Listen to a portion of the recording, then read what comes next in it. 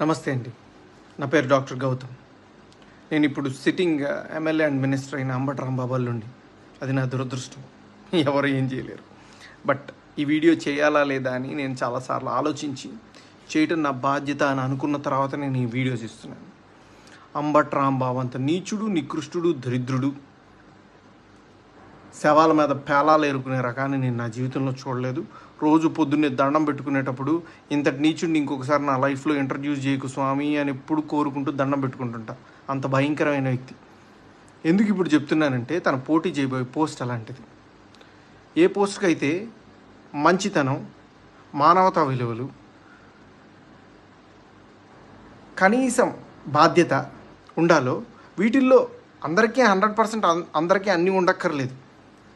0.001% కూడా లేని వ్యక్తి అంబటి రాంబాబు. ఇలాంటి వ్యక్తికి ఓటేసేటప్పుడు మనకు తెలియకుండానే కొన్నిటిని మనం ప్రోత్సహిస్తున్నట్టు. ఎలాంటి వాటిని?